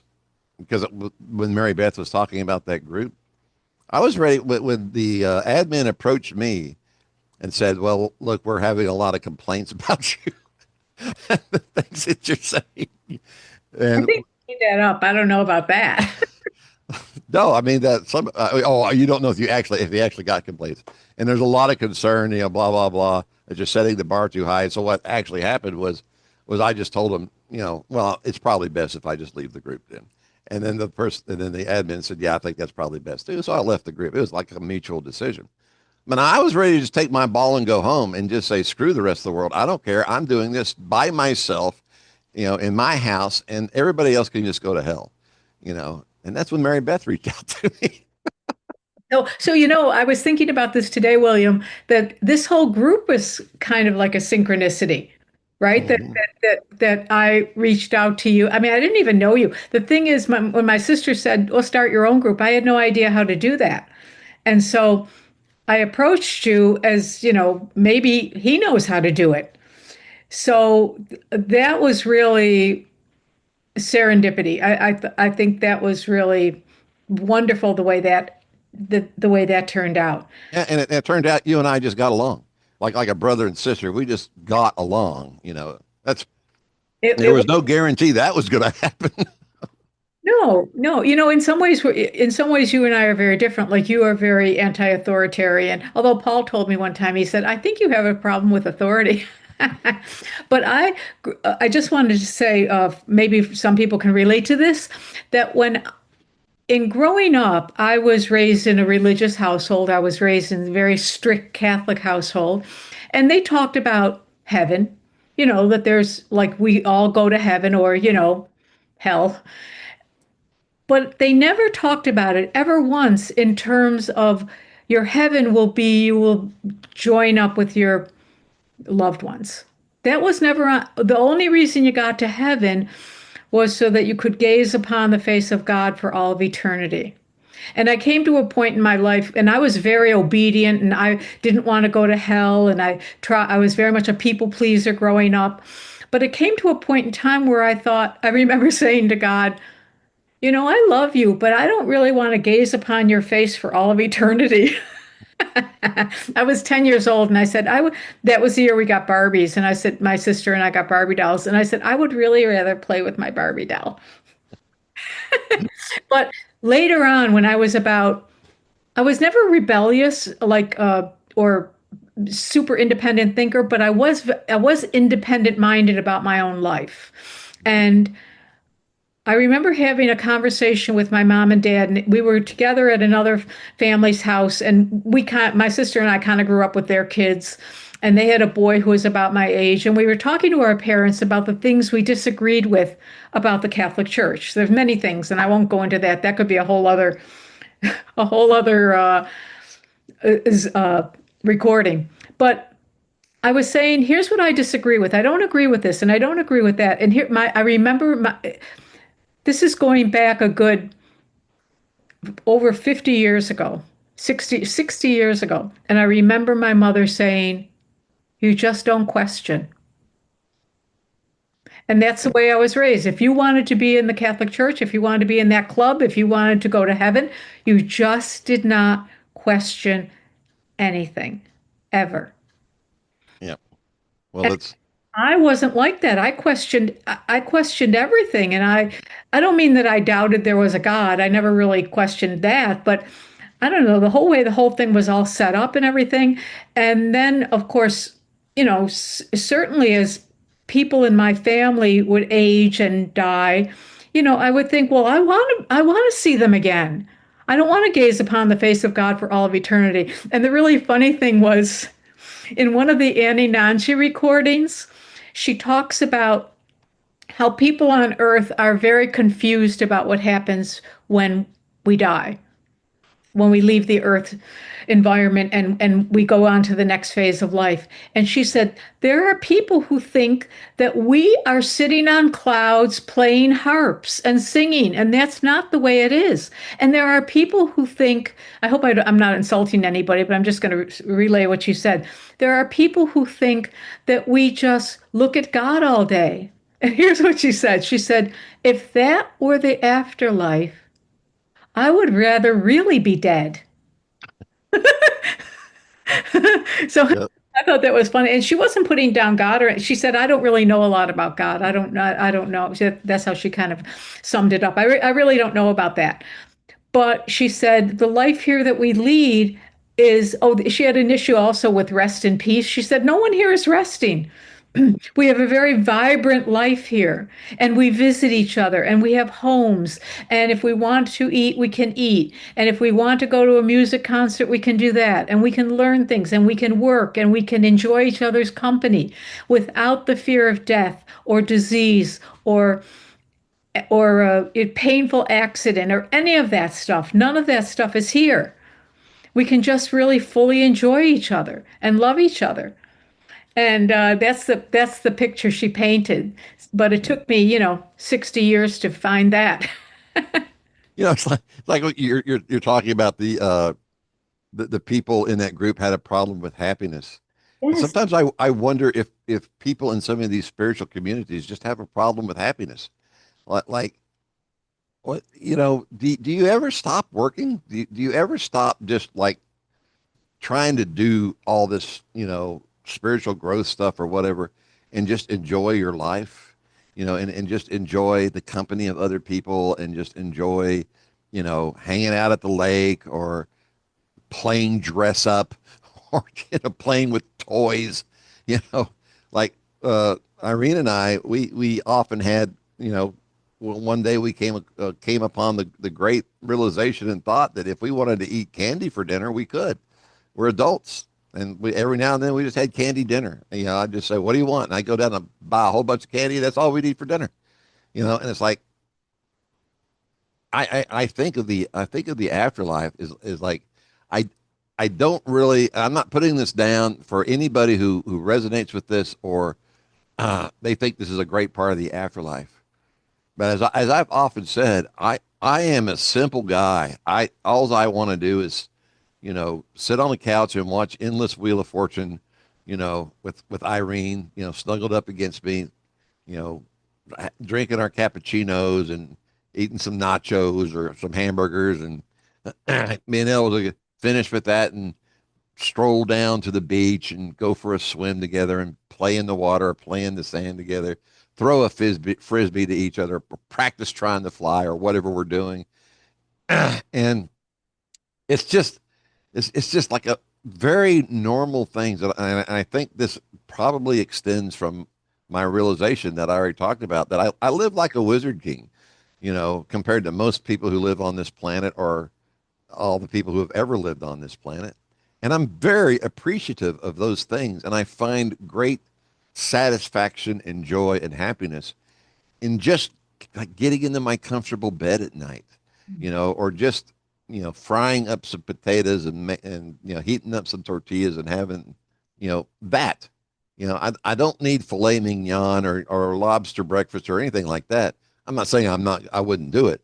I'm just saying those satisfactions to me are not only I not only train myself to say I am happy here now. I am happy here and now. I'm satisfied. I'm fulfilled. I'm very enthusiastic about the very minor things in my life, what other people would call trivial, just trivial things. I find fascination and joy in those things. And I don't require being on in some huge um, multi-level quest for knowledge or for perfection or enlightenment or like you say, going to rejoin my cosmic union with God. Man, I don't care about any of that. I just don't care. I want to be able to hold my wife's hand, feel her physically. I want to feel her up next to me. I just want to be able to look at her, to look at Irene. I've said before in the group, I could sit in that chair and watch Irene try on outfits for eternity. I could just sit there and do that. I would be a happy man. That's all it takes to make me happy and to keep me happy and to keep me full of joy. Very minor things, just very minor life things. I don't need a grand purpose. I don't need, some big, you know, spiritual purpose. It's like if you like that, I see these things where these guys are talking about they're going down to try to save the people in the lower astral realms, and most of those people, from my reading, enjoy the heck out of being in those lower astral realms. You know, them running around and beating other people on the head or robbing people. That's what they enjoy doing. Do it. Why am I going to go down there and try to help them out of that place? I don't care. Do it. Do it to your heart's content. Uh, or when Jurgen was talking about the guy he met who was just leading this mundane, as he put it, paraphrasing, life in one of the mid-range astral worlds or whatever they call them. And that guy was so happy just doing his normal daily routines that he did here in this world. He's just so happy that he can do those things, that he doesn't really have to worry about getting hurt or dying or getting a disease. And Jurgen pitied the guy. And like, why would you pity that guy? He's got everything he wants. What's wrong with you, Jurgen? Well, That, remi- that reminds me of not an afterlife story or anything like that, but at one point I was living in this little house. Paul and I were together, but it might have even been before we connected. But anyway, I owned this little house by myself, and this the heat broke, and I had to call somebody to come over. And this young man came over, and the house was old, and he took the cover off the heating system in the wall. I guess it was like a radiator under it or something. And he's on the floor, like sitting, like kneeling, and he sat back on his heels, this guy, and he said, "Lady, do you know what you have here?" And I said, "No." And he said something like, "This is the GR86. I thought I'd never see one in all my born day. I can't believe it. This is like a classic," which didn't sound good to me. And I said, "Really?" He said, "Oh, I can't believe it." He said, "I am so lucky to have finally seen one of these." And I said to him something like, "Well, you certainly seem to enjoy your job." He said, "Are you kidding me?" He said, "My whole life, I've wanted to be a heater and air conditioning man. And when I graduated from high school, I called all the heating and air conditioning companies in the area, and I said, I want to work for you. And they said, well, son, you don't have any experience." And he said, well, you don't even have to pay me. I'm serious. He said, "I want to come and kneel at the feet of the masters and learn heating and air conditioning." And I said, "Really?" He said, Oh, yes. He said, it's wonderful. And they let me do that, and I was good at it. And then eventually they hired me. Can you believe it? I have this dream job. He said, every day I'm not stuck in an office. I'm out in my truck driving along. I get to go and into people's homes and help them. And I meet nice people like you. He said, every single day, I'm not exaggerating. He said, every single day, I pinch myself to to assure myself that this life that I'm living is real. I am the luckiest guy in the world. And really? Okay. And I really, he was like this, I don't know, this kind, for me, he was like this guy who, came out of the woodwork and sort of was like this guru. He was just so happy to be living and to be doing the job that he wanted, to be a heating and air conditioning guy. And he wasn't faking it and he wasn't making fun of it. He was sincere. And I think in a way, that's what you're talking about here is that, to Paul's death made me really appreciate everything. It had made me more deeply than imaginable appreciate the love we share. The fact that out of the billions of people on earth that I found my person and he loves me. It makes me emotional to even say it now. Yeah. Such a gift, such a wonder, so fabulous. Yeah. Yeah. That's, about the appreciation. It's Yes. after Irene died, it was like, I would think about how I would be going on about something. You guys know, a lot of you know how I can just rant about stuff. And it wasn't about her or anything. It'd be about something else. And out of the corner of my eye, I see Irene sitting there rolling her eyes like, oh, here we go again. At the time, it might kind of infuriate me or whatever. But I was like, after she died, I was like, oh, God, what I wouldn't give to see her roll her eyes at one of my rants again. I would just love that. And then just these little things like, whenever she would go and sit up on the couch, she would always sit cross-legged up on the couch, and God, I would give anything to see that again. And just to see her sleep. I would give anything to see that again. And all of the little quirks. A lot of them that you kind of start taking for granted over the course if you have a long time with your person. A lot of those quirks, but not just the quirks, all of the little things that used to like might maybe annoy me a little bit. Oh God, I would give anything to be able, to experience. And it's like I wouldn't be annoyed. I would probably just start crying to be able to see it again. You know? So so yeah, you do and it's wonderful to have your eyes open. I mean, it's a horrible experience. It's so bad, but it just opens your eyes up to all of this completely, I don't know what you'd call it, this rich, deep way of thinking about things about your partner that you couldn't have happened. It couldn't have happened. You couldn't have come to that understanding about how every little thing matters so much to you unless they died, unless you experienced them dying.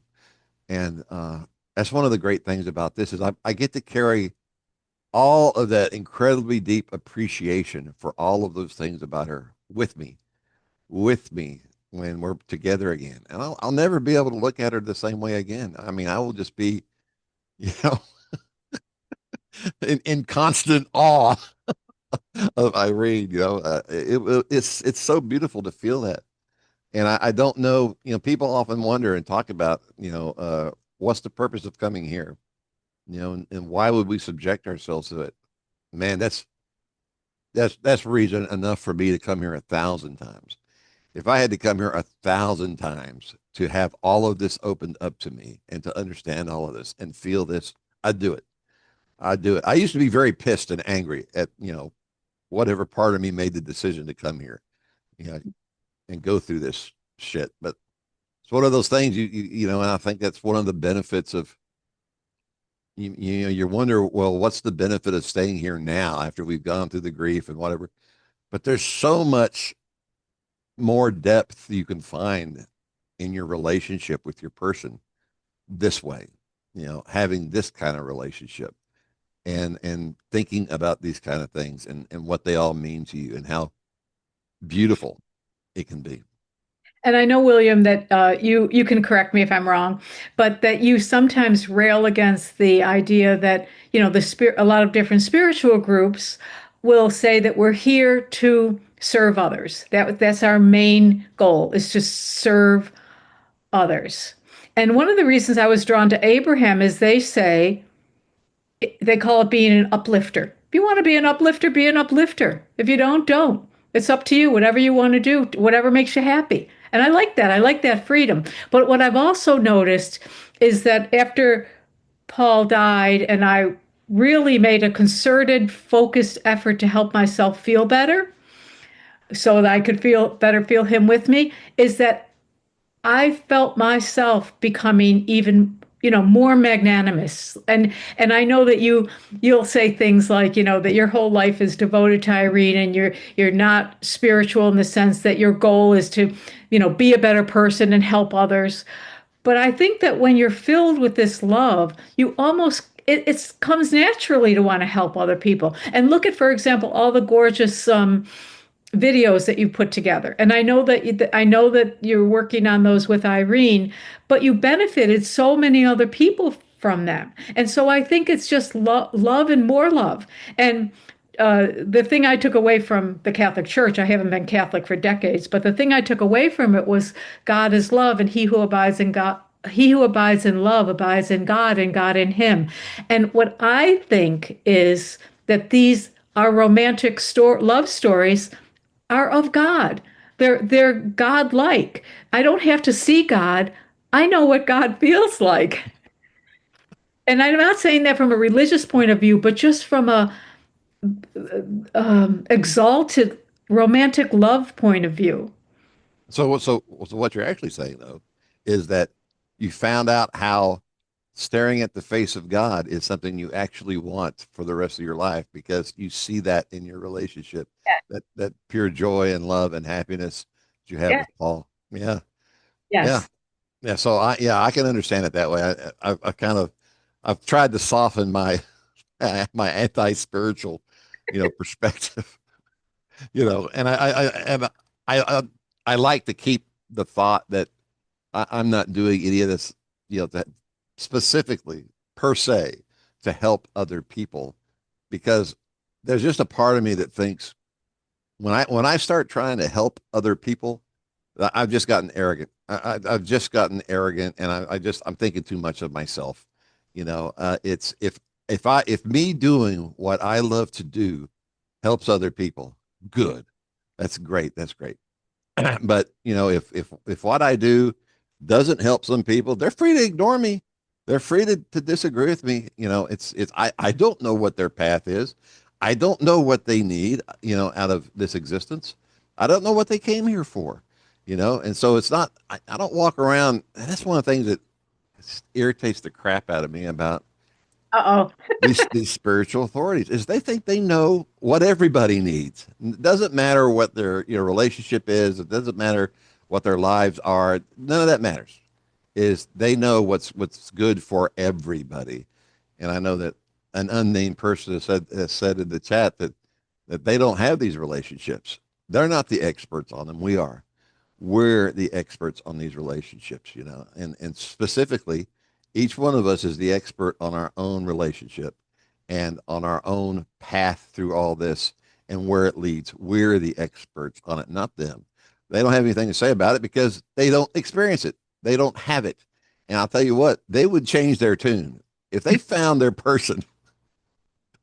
Some people don't want a person, though. They really don't. I know. How crazy is that? But if they do, that reminds me of the materialist scientists who say that all of this personal experience is not evidence of any sort, and you shouldn't base anything you believe on this personal experience. And then they have a personal experience, and they completely change their mind.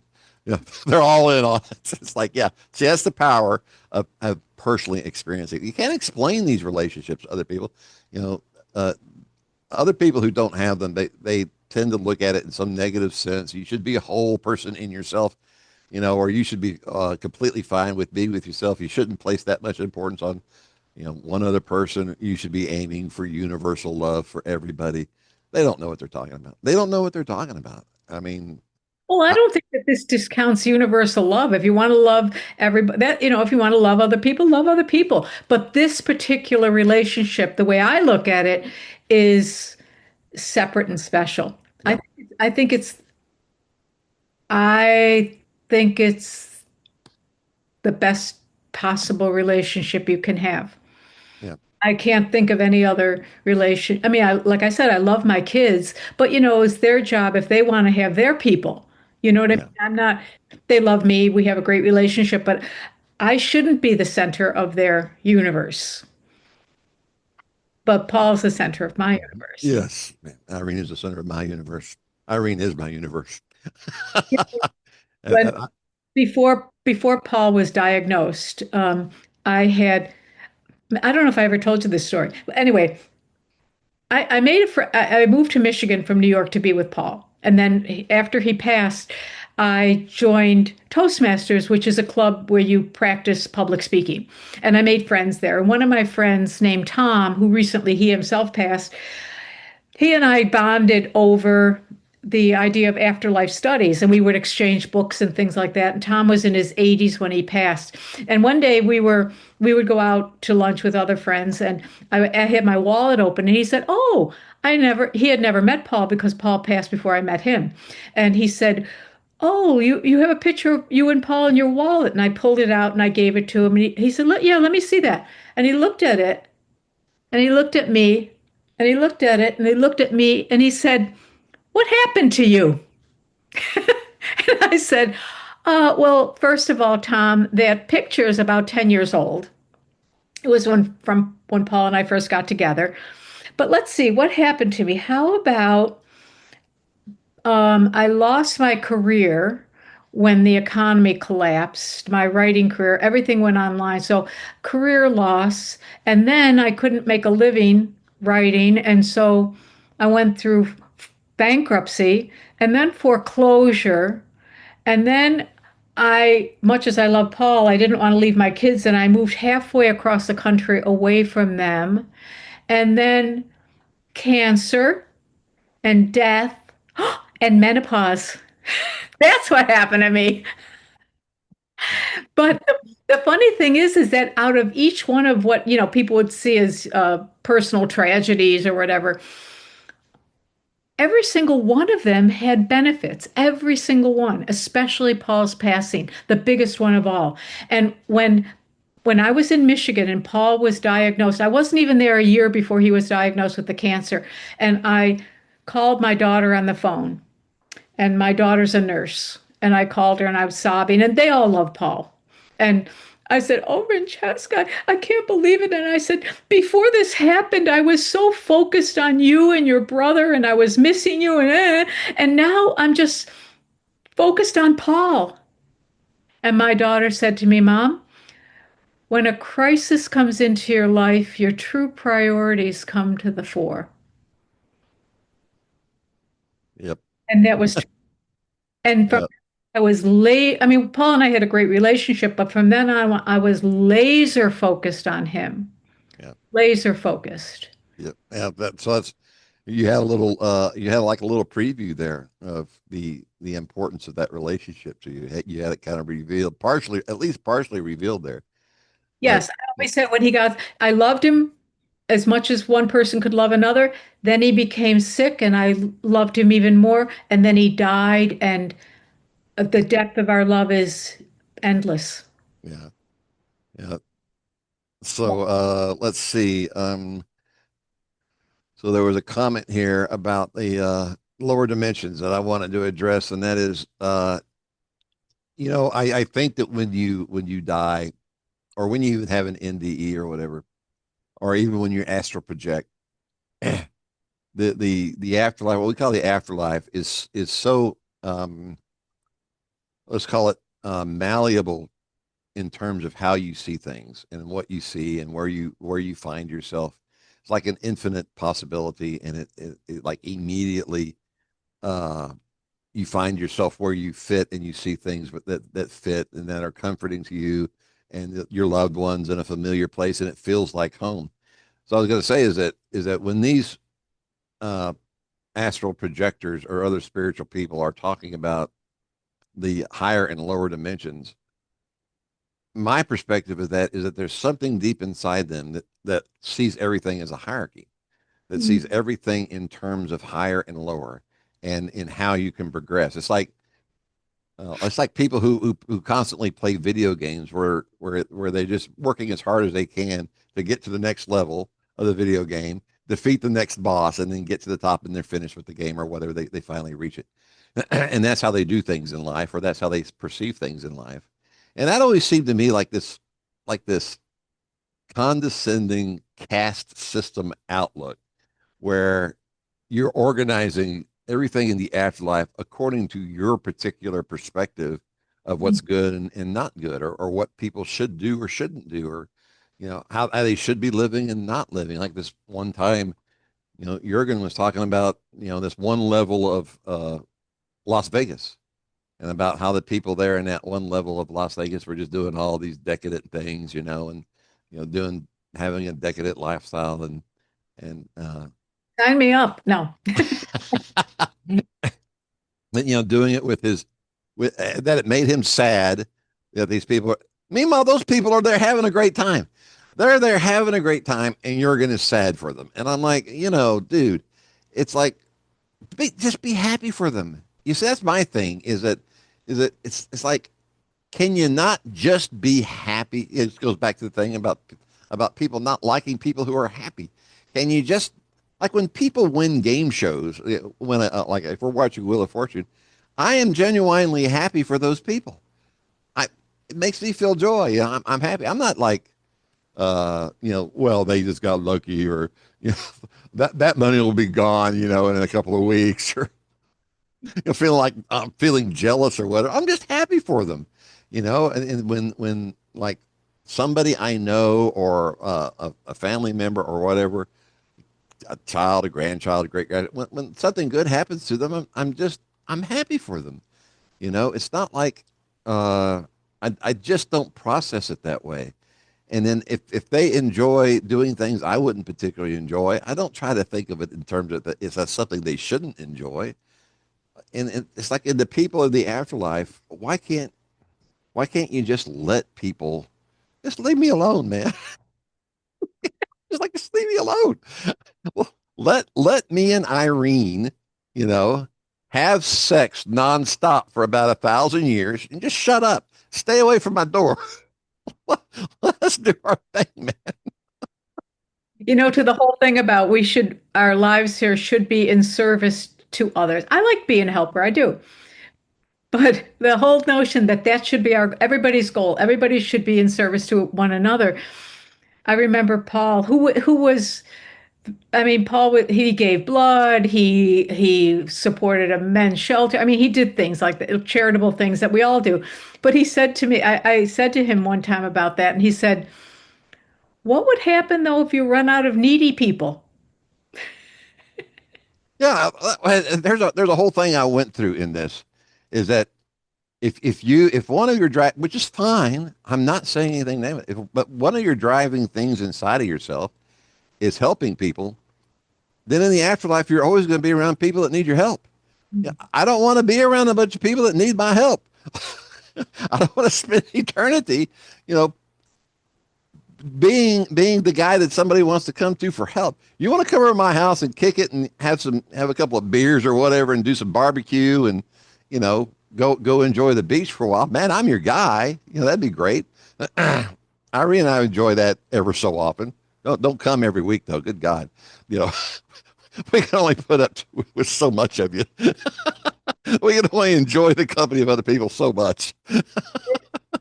but but it's like, there's it's like they think that there's some type of uniform psychology that we're all supposed to be trying to get to.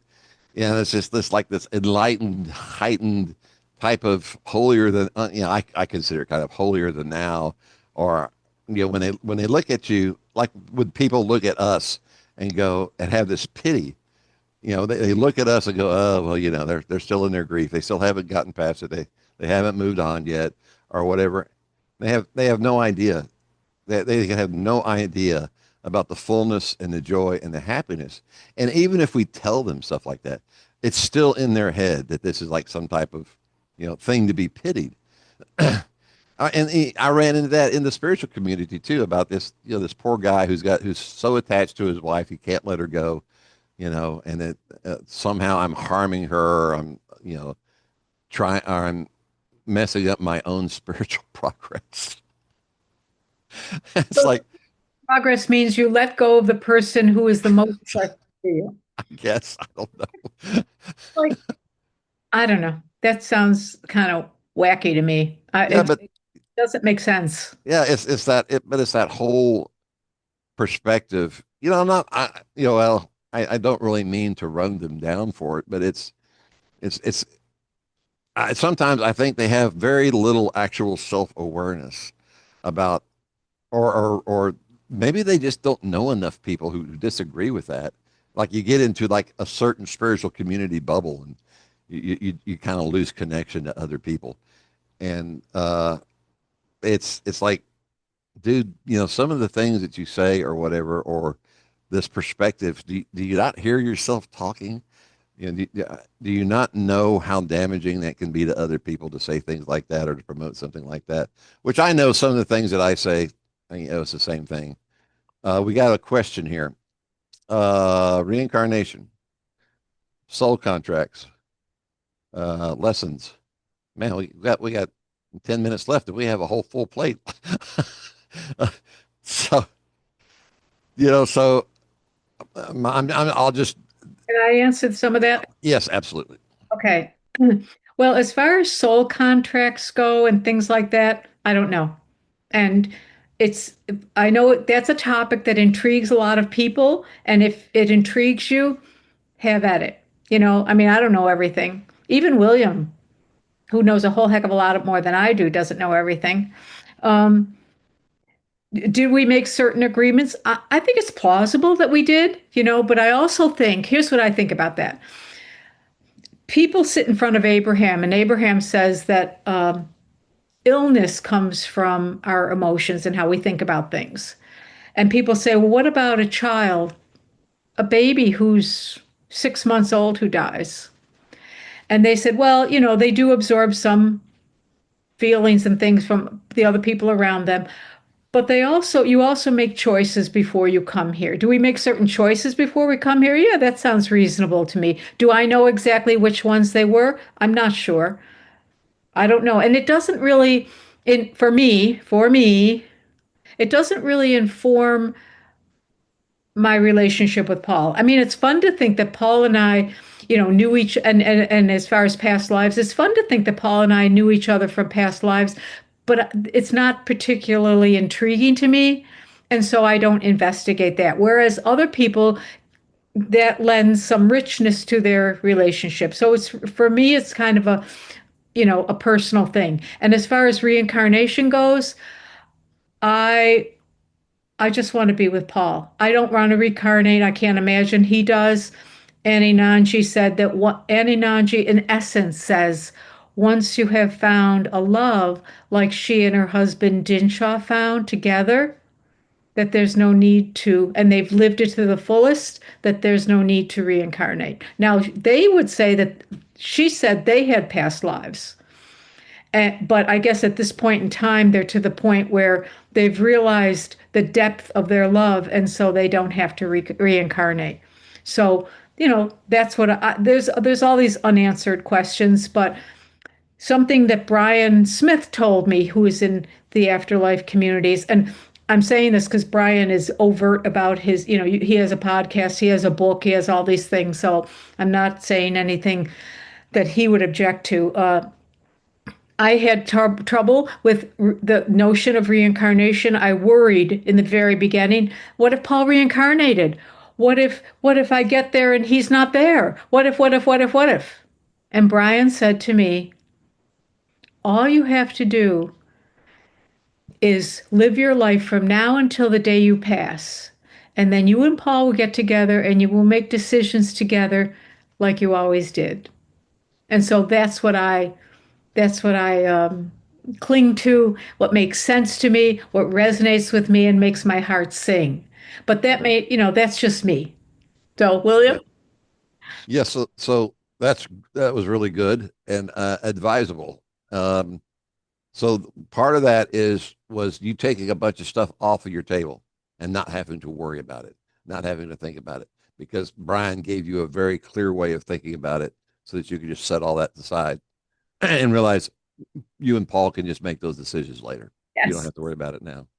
And so the way this question is asked, I want to say this is that if I ever say Irene said this, just start ignoring me, or that Irene said that we should do this, just start ignoring me, because you'll know about at that point in time I've lost the plot and I've gone a little crazy.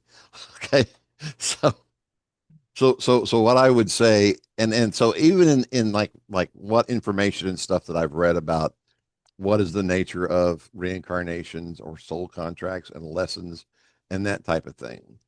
So I would say this: I don't give a shit what that information says. I don't care. Okay. Now I could point to a lot of sources that support, the way that I look at it or whatever. It doesn't matter because ultimately I think I'm kind of it's a good thing I always label these things not for children the way I curse in here. But my thing is this is that we either live, this is the way I have come to look at all of this, is that we either live in an infinite reality, or whatever you want to call it, existence or reality, where we're the victims of the way things are, or we live in an infinite reality where we're the creators of what we move forward with. And so I always put it in terms of that. Does reincarnation and soul contracts or coming in here to learn lessons, does that happen or does that exist? Well, yeah, it does exist. All those things exist, because this is an infinite experienceable uh, existence in its full, in its infinite entirety. You can experience anything. You can experience systems where you're forced to reincarnate. You can experience that. You can experience, where you have to come here, or you're making decisions to come here through 1,000 lifetimes to learn all kinds of different lessons. That exists. People, I have no doubt people do that, and soul contracts. I have no doubt that people are entering in the soul contracts to come here. Does that mean that's true for everybody? No, that's not true for everybody. Is there's an infinite, in my perspective, an infinite way of experiencing this. And what I would say is that instead of like asking me or asking Mary Beth or trying to look it up in some type of book or source or from some source, look in your heart. That is what you need to do, in my opinion. Look in your heart and find that which you love. Find the situation you love, the order that you love, the if you love the idea of learning, coming here and learning lessons, go into it. Do that. If you love the idea of having soul contracts, if you find that in your heart, do that. Okay, and believe that and live in that place. Okay. That- so for me, it's all of those things can exist for you. All of those things do exist for some people, maybe for a lot of people. I'm sure there's a whole bunch of people living in a gated, heavenly realm who think they're the only people in heaven. And that's what they see when they look out. They're the only people in heaven. If it's Christianity or Islam or whatever. I'm sure there's a whole bunch of people living in some type of state of semi non-personal existence, in some type of nirvana or whatever, as part of the whole God thing. I'm sure that those people exist. I'm sure that place exists. Okay. But I know in my heart that's not for me. That's not where I am. That's not where I want to be. That's not anything I want to have anything to do with. And so it doesn't matter. Like if I signed a soul track contract to come in here and like be a part of this group or do this kind of thing, if that actually happened, I don't care, because what are they going to do? Are they going to send the police after me? Are they going to send the astral police after me if I don't fulfill that contract? You know, or if you believe in karma or sin or any of that stuff, if that's what's in your heart, if that's what you feel in your heart is true, if that's what's emanating from that too good to be true place in your heart, go that route, believe that, dive into it. You don't have to listen to any authority. You don't get your direction. You don't get your direction because you can tell. You can tell when you come across some information that's not for you. You don't feel good about it. It Yes. troubles you. You can feel that little thing going on. Oh my God, how am I gonna? How is this gonna work? What if I get there and he's already reincarnated or she's already reincarnated or we have to come back? Who the hell's gonna force you to come back? Are they gonna come after you with clubs and pitchforks until they like kick you into the Spartan hole of reincarnation? Just you have free will, you know. And my only advice on this is look for what resonates in your heart as the best possible thing. It doesn't matter if it feels too good to be true. It doesn't matter if you find absolutely no evidence whatsoever for that thing. Everything new that has been created in this world began with no evidence it could be created, right? Yes. No, nobody did it before. Nobody created it before. No, And it's like ev- that. Go ahead. Go ahead. I have to jump in here. Everything that we look out on that people created, it doesn't matter what it is. It doesn't matter if it was a toothpick or the Empire State Building. It doesn't matter. Every single thing began with thought. Hmm. And that's kind of when I heard that years ago, I thought, wow, that's something to ponder on for a while. So, Yeah. William, we're at the end here. Do you mind if I share this letter that I had gotten? Oh no. It's coming back to the idea of signs and synchronicities and things like that. Yeah. Please go ahead. Okay, so I'll be quick. So, after Paul, it was not long after Paul died, and I was sitting in my the great room that we had at Manx Bank. And Paul had put in these glass doors right next to me. And I was sobbing. I was yelling into the abyss, like, where are you? My God, where I was, it was one of my worst moments. And just then a delivery truck came up, pulled up, and a guy got out and he had a big box for me. It knocked on my door and I opened it. And he said, "This is for you. You have to sign for it." I said, "Oh, okay." And it kind of interrupted my grief for a second because, I had to calm myself in order to open the door. And I took the box. It was a really big box and I put it on the table. And it had an address spot from it, a street address, but no name where it came from, a return address. So I opened it and it was a very curious box. It was filled with all of these things, all of these little things, and each one had a tag on it. I'll just share a couple with you. So, for example, it had this little pillow that you put in the microwave, and it said the little gift tag said for when you need some warmth. And then it had some big bars of chocolate, and it said for when you just need chocolate.